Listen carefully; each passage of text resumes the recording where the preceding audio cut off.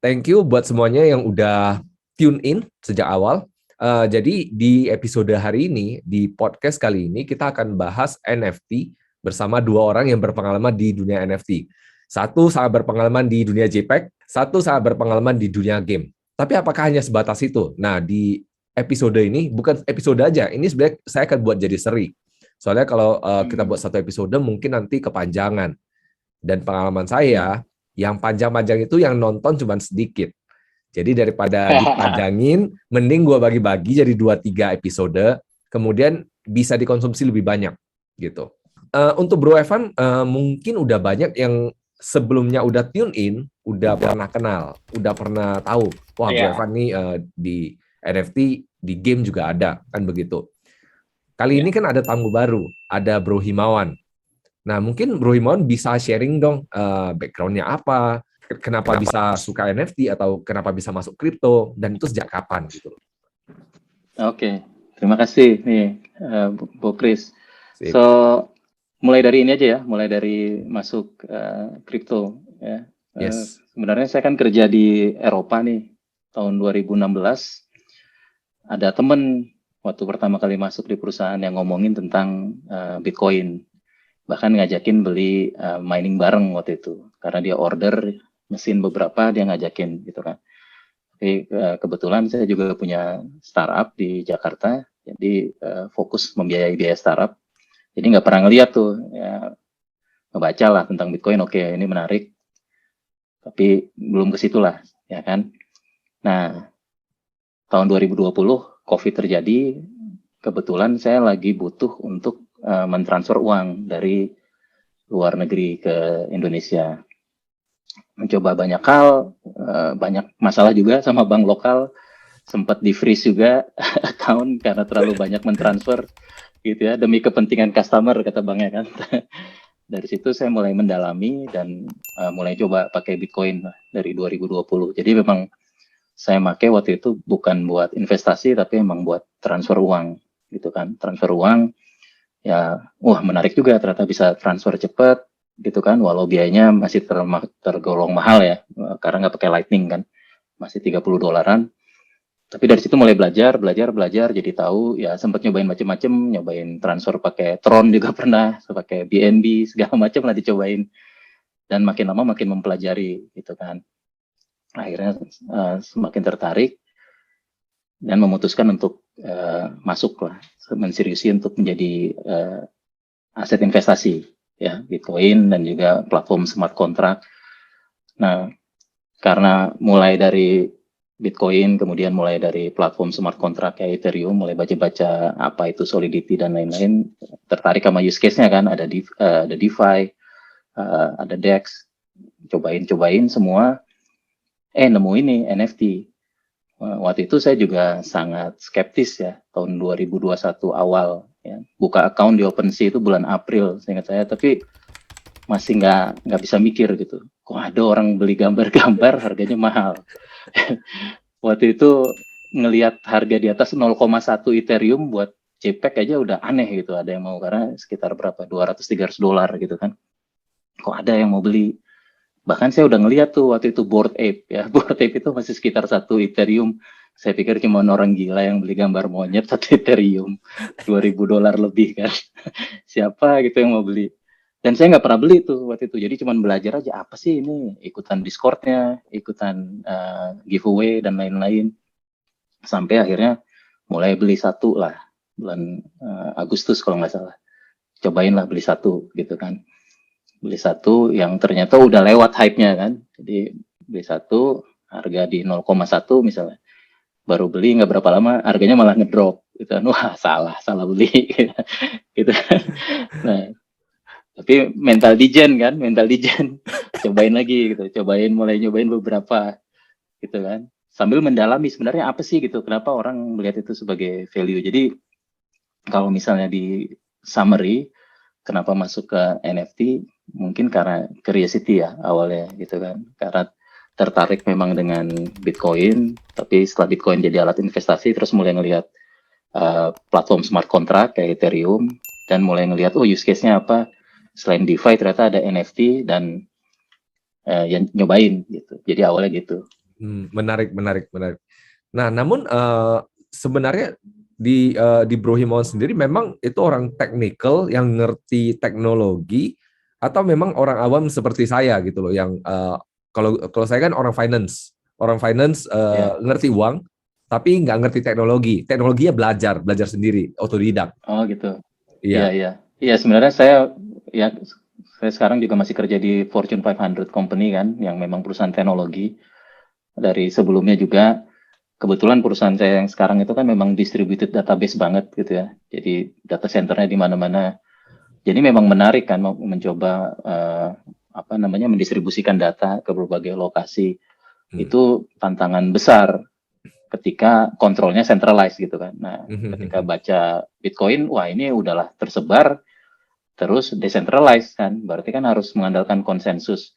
Jadi di awal-awal tuh memang yang dibilang I'm in for tech gitu emang benar gitu. Wah ini bagaimana caranya? Jadi ya baca-baca kan.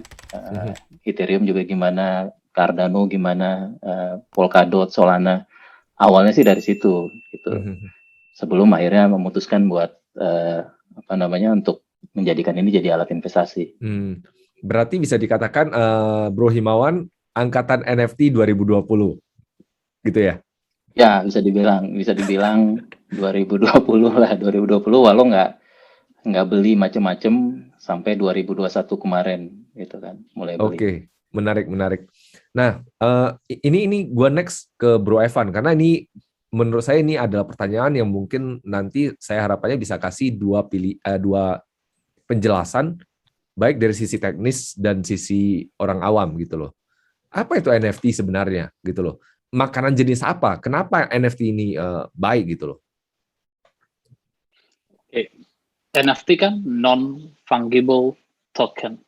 Kalau belakangannya kita lihat ada banyak orang yang suka bukan hanya skeptis, tapi udah arahnya sinis terhadap NFT. Bahkan ada NFT haters, ya. Ada base-nya haters NFT, mau itu di berbagai sosial media atau yang lain. Uniknya, mereka ini rata-rata bahkan nggak ngerti NFT itu kepanjangannya apa, non-fungible token. Yang fungible token memang kayak mana lagi kan, ini aja mereka juga nggak ngerti, nggak bisa bedain gitu. Jadi karena kebetulan hype-nya lebih besar daripada cryptocurrency, bisa gue lebih yakin ya, hype-nya NFT ini lebih besar daripada hype-nya Bitcoin, cryptocurrency, smart contract, DeFi, dan bla bla bla bla. Tapi ini jadi salah satu hal yang membuat saya cukup happy karena ini bisa jadi jalan masuk buat orang awam belajar universe dari kriptografi, blockchain, dan teknologi selanjutnya yang ada di dalam blockchain. NFT adalah salah satu teknologi yang mempergunakan teknologi blockchain tadi. Jadi ada di dalamnya.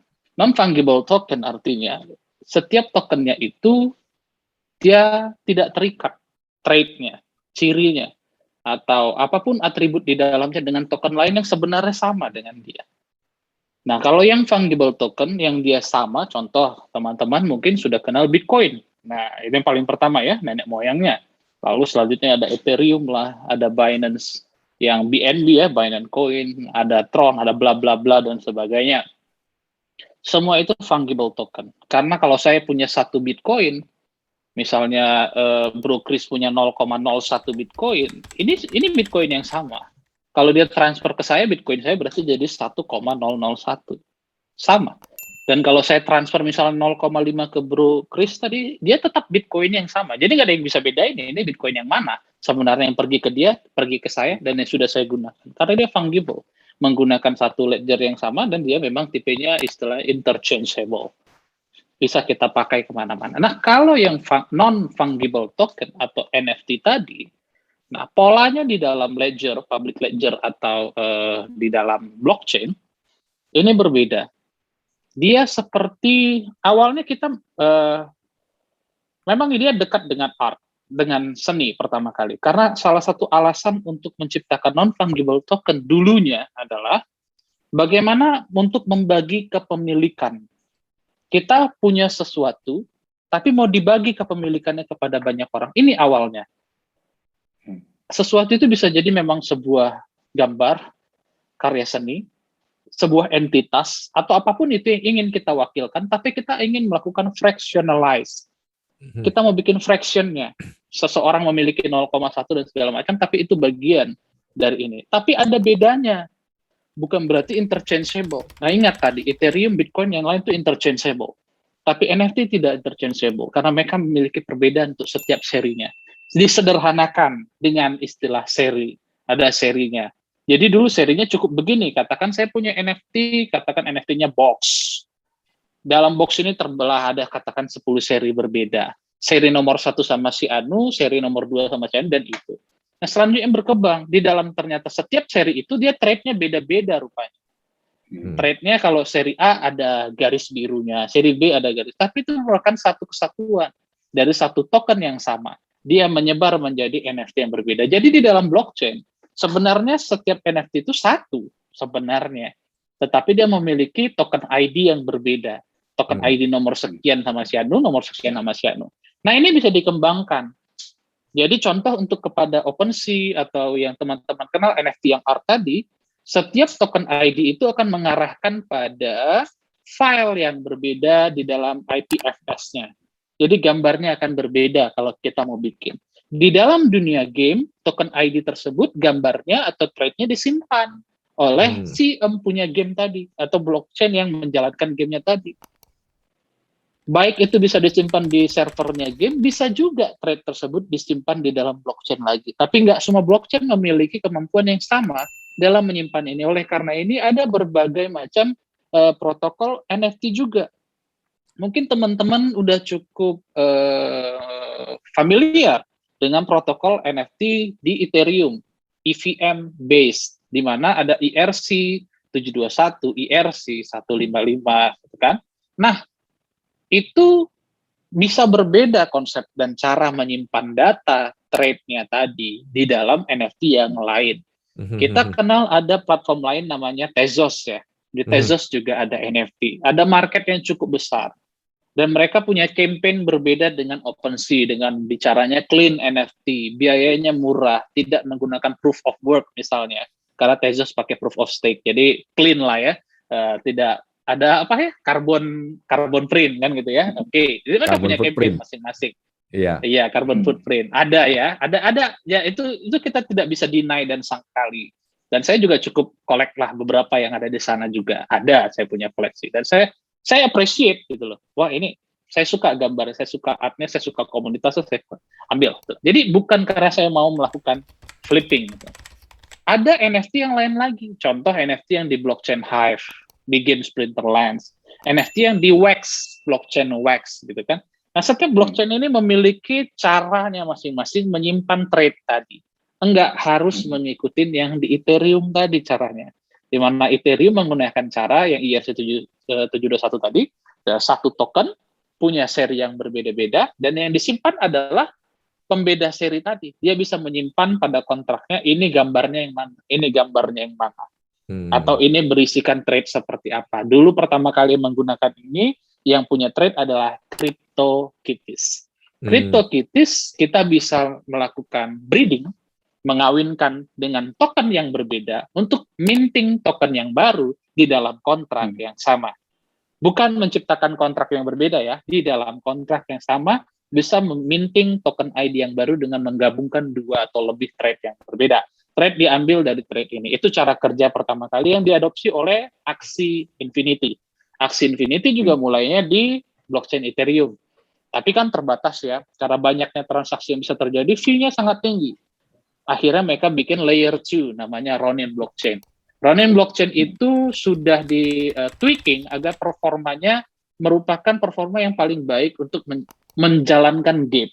Jadi blockchain yang punya tujuan utama untuk dipakai gaming, sekarang ada Ronin Blockchain untuk penggunaan sistem kontrak mirip ERC 721 tadi dalam penggunaan kontrak NFT-nya. Sementara kita nggak akan punya standar yang sama untuk NFT. Tapi apakah NFT itu bisa kita sederhanakan jadi seperti yang tadi saya bilang? Bagaimana caranya kita menyimpan sebuah trade, ciri-ciri dari sesuatu yang kita udah sepakat sama-sama. Kontrak adalah sebuah kesepakatan. Apakah itu karya seni? Apakah itu game? Apakah itu sebuah entitas apapun? Perusahaan juga bisa dibuat dalam NFT gitu kan, sehingga pembagian-pembagiannya juga kita bisa, apakah itu ke shareholder, apakah itu ke orang yang bekerja, eksekutif dan yang lain-lain. Sekarang apa yang mau disimpan di dalam trade itu menentukan bagaimana cara kita menggunakan NFT tersebut. Jadi nggak harus diikutin, mau yang ikut harus pasang di Ethereum seperti ERC-721, atau malah bikin sendiri kontrak yang berbeda, bahasanya pakai Haskell lah, bahasanya pakai Michelle lah, beda-beda bahasanya. Saya aja udah sebagai developer, kenapa nambah terus gitu kan, makin pusing. Oke, menarik. Nah, Bro Himawan, ada yang mau ditambah? Atau misalnya punya pengertian sendiri dari sisi orang yang memang udah I'm intact gitu loh? Iya, penjelasannya sudah komplit ya dari Bro Evan. Mungkin saya menambahkan dari sisi use case untuk kreator di dunia digital kan. Jadi saya mengikuti interviewnya Beeple misalnya, problem di dunia digital art itu kan mereka tidak bisa membuat scarcity ya, tidak bisa membuat kelangkaan dari karyanya gitu kan. Jadi kalau orang bikin suatu hasil karya dalam bentuk digital, apakah gambar, apakah video, atau apa namanya yang lain gitu ya, musik, itu sangat susah untuk memproteksi kan, sangat susah untuk memproteksi, untuk membuktikan bahwa karyanya ini adalah karya asli gitu kan. Oleh karena itu supply-nya terlihat banyak, dan ini kan sebenarnya hukum supply demand gitu kan. Kalau supply-nya banyak, walaupun demand-nya banyak, tapi kan orang ngelihatnya ya harganya nggak bisa mahal kan. Jadi di interview itu memang Beeple ngomong selama dia berkarya lebih dari 10 tahun atau sekitar 20 tahun, itu hasil karya dia dibeli orang yang hasil karya digital, itu paling hanya $100. Karena orang tidak memvalue ketika melihat, oh ini kan bisa di copy paste gitu kan. Gimana saya bisa tahu hasil karya saya itu tidak dipakai di website orang lain atau di download orang. Nah, masalah yang dipecahkan oleh NFT adalah itu kan. Jadi dengan membuat hasil karya digital dia menjadi tokenized, itu seolah-olah diberi tanda tangan kan, lukisan satu-satu yang dia bikin. Contohnya yang dia jual di rumah lelang Christie itu hanya ada satu yang dia tanda tanganin dan bisa diverifikasi di blockchain. Nah ini membuat orang yang membeli jadi oke, saya memang membeli. Bukan berarti tidak bisa di copy paste, tentu bisa orang ngedownload file tersebut. Tapi yang saya beli bisa diverifikasi adalah karya asli yang ditandatangani oleh si Beeple misalnya, gitu kan. Nah, ketika konsep itu mulai masuk, orang mulai mikir, ya berarti sekarang semua orang yang berkarya di dunia digital bisa mendapat penghargaan yang lebih. Ya, saya mengikuti misalnya ada seorang fotografer dari US, itu dia membuat foto yang tentang pohon palem gitu ya. Pohon palem, dia bikin series gitu. Sebelumnya dia kalau jualan itu foto film palem itu nggak ada yang menghargai gitu, karena orang ini nanti juga paling juga di iStock foto gitu kan, bisa beli harganya murah gitu. Tapi karena sekarang dia bikin itu sebagai NFT menjadi koleksi, kemudian orang melihat oh ini memang yang kalau saya membeli NFT ini saya mendapat sesuatu yang memang ditandatangani oleh artisnya dan saya mendukung dia gitu kan. Maka penghargaan buat mereka sekarang jadi lebih besar. Jadi memang yang kelihatan sekarang seperti itu kan, bahwa NFT itu JPEG gitu. Padahal ada banyak hal seperti tadi Bro Evan udah sebutkan kan, bisa di game, bisa juga sekarang yang lagi mulai hot musik kan. Juga misalnya INS sendiri kan NFT sebenarnya, Ethereum Name Service gitu kan, itu kan sebenarnya NFT. Itu juga ada yang orang yang menjual belikan kan, beli duluan Tesla.it misalnya, siapa tahu nanti Tesla mau beli dengan harga sekian, kayak zaman dulu .com gitu kan, .com orang beli duluan gitu kan. Iya, domain parking, ada yang hal seperti itu. Tapi memang yang paling banyak hype-nya sekarang kayak digunakan untuk menghargai digital artist gitu. Oke, berarti bisa kita katakan memang masalah yang dicoba untuk diselesaikan adalah masalah pindah tangan dan verifikasi keaslian lah, bisa kita katakan keaslian atas satu art. Nah, namun ini saya mau tanya lebih jauh nih, mungkin lebih teknis, mungkin Bro Evan bisa bantu nih. Soal begini. banyak orang berpikiran bahwa ketika kita beli JPEG NFT itu berarti kita ya kita basically beli token atas satu JPEG tertentu misalnya. Apakah ini maksudnya apakah pengertian itu lebih benar atau memang seperti itu? Ataukah kalau pengertiannya saya sih kita malah beli bukti kepemilikannya, bukan kita beli JPEG-nya, tapi kita bukti kepemilikan atas JPEG itu. Kira-kira yang mana? Atau mungkin Bro Evan mau perbaiki nih? Saya ngerti sih konsepnya. Itu berasal dari pemikiran banyak orang awam.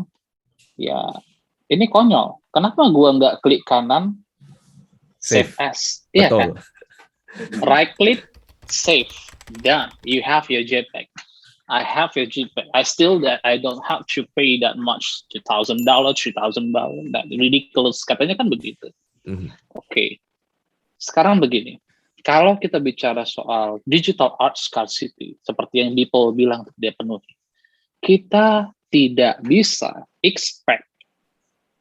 Ini agak kasar sebenarnya bahasa saya ya. Kita nggak bisa expect average people untuk appreciate segala macam art. Setuju banget sama ini. Benar ya?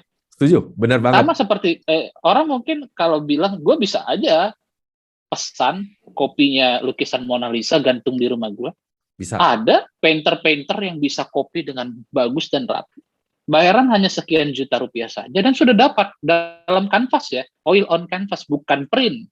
Beneran dilukis. Kalau Anda memang suka terhadap kopi-kopi seperti itu, pengen punya katakan man cave di rumahnya, dilukis seperti itu juga bisa, nggak ada salahnya. Nggak harus hanya right click, dan banyak cara yang lain. Banyak nggak orang yang suka beli barang-barang yang misalnya knock off, KW? Tetap banyak, ada ya. Banyak. Dan kita nggak bisa salahin selera orang seperti itu dari dulu. Sama seperti kita lihat knock off dari tas-tas branded, jam tangan Richard Mille.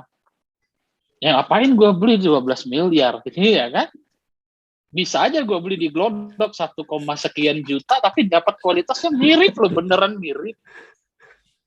Kita nggak bisa paksa semua orang appreciate soal itu tadi. Karena kalaupun kita datang ke dia, bawa jam tangan Richard Mille beneran. Kita proof nih, gue beli ini nomor serinya sekian. Kira-kira dia bisa proof juga enggak? Dia nggak ngerti nge-proof-nya kemana, dia mau cari tanda-tanda otentik. Ini bener nggak, ini asli? Sama kayak misalnya, ini kasar lagi nih. Kita bawa diamond ke average people. Yang nggak ngerti diamond itu diukur dari mana, kenapa harganya bisa tinggi, cut-nya di mana, melihat cut-nya di mana, melihat ini proven sourcing-nya dari mana, ini siapa yang appreciate, kenapa bisa keluar harga segitu. Sama, NFT juga some kind of that. Jadi diamond, jadi misalnya barang-barang branded, barang-barang seni yang membutuhkan jasa appraisal yang berbeda. Sekarang begini, di dalam barang NFT, appraisal kita bisa jalankan secara komunitas. Kita tidak perlu bergantung pada satu pihak kurator yang, ya contoh Christie kan adalah kuratornya. Beeple menjual di sana, dikurasi oleh Christie, harganya terbang. Dulu kita punya barang koleksi, seperti kartu Pokemon, tahu ya, yang harganya mahal, kartu Pokemon, dan itu baru punya nilai mahal dan punya grade, ada grade-nya min, super min, dan segala macam. Setelah dikurasi, itu punya company khusus yang PSA. Untuk melakukan kurasi, contohnya PSA. Nah, sudah tahu. Nanti dia akan dikasih case, tidak boleh dibuka. Kalau case dibuka, maka nanti kurasinya hilang, tidak berlaku lagi. Harus dalam bentuknya utuh. NFT harus kita anggap sebagai bentuk kurasi sebenarnya. Bukan hanya sekedar saya memiliki kepemilikan, jadi saya booking nih, nama saya di blockchain, bahwa saya yang punya token nomor sekian. Enggak sekedar itu, tapi bukan berarti enggak itu ya. Salah satunya adalah itu. Tapi yang lebih penting daripada sekedar mencatatkan nama Anda di satu tempat yang immutable, tidak bisa diganggu-gugat, disensor siapapun, dan bisa di-proof, adalah kurasinya lagi. Kurasi ini yang membuat kita fair. Kenapa dia punya nilai? Jadi lebih sekedar kepemilikan, ownership, tapi lebih ke arah kurasi. Kenapa dia punya nilai dibandingkan, ya saya ambil aja JPEG-nya, copy paste aja JPEG-nya, atau tinggal trace aja patternnya, bikin yang lain begitu. Kurasi tadi dari komunitas kita, komunitas-komunitas yang mendukung NFT tersebut, menilai dia harganya memang segitu. Naik turunnya dia itu juga dari komunitasnya tadi yang appreciate bahwa memang harganya segitu. Nah, kita nggak bisa harapkan orang di luar komunitas ini berpikir sama. Nggak bisa. Mengharapkan orang di luar komunitas ini berpikir sama-sama seperti dulu kalau di Indonesia cukup dekat. Ada tren batu akik. Betul. Batu akik yang berharga di kalangan bapak-bapak yang punya batunya gede-gede, kan gitu kan. Coba bawa ke anak-anak. Apa ini? Dibuat kelereng. Ya, jadi tepat harus pada komunitasnya, pada tempatnya. Apapun akan dianggap beling bagi orang yang nggak ngerti itu diamond. Ya beling kan? Betul. Nah, jadi kembali lagi NFT itu nggak perlu diperdebatkan dengan orang yang memang nggak pada tempatnya, nggak mau tahu. Nah, jadi ya itu salah. Ini gue ada satu pertanyaan begini. Ini mungkin Bro Himawan harusnya bisa bantu saya. Ketika kita jual beli NFT tadi kan ceritanya si Beeple merasa akhirnya saya bisa buat barang saya menjadi langka. File saya mungkin lebih tepatnya file lah, kan digital art. Apakah dengan ketika saya beli NFT ini jadi pindah tangan saya yang punya hak komersial terhadap filenya ini gitu, ataukah saya hanya punya digital copy dari signed by Beeple, let's say?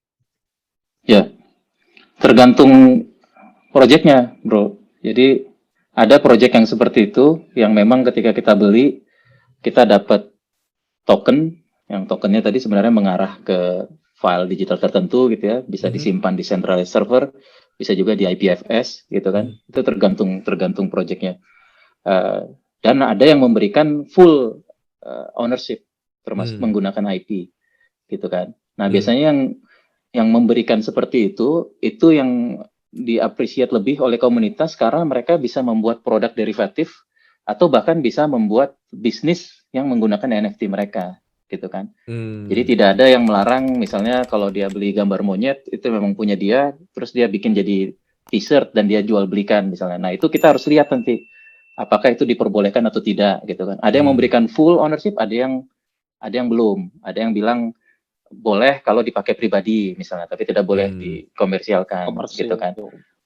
Ya, ada yang sampai bikin coffee shop gitu dengan menggunakan logo dari NFT-nya, NFT yang dia punya ya, gitu kan.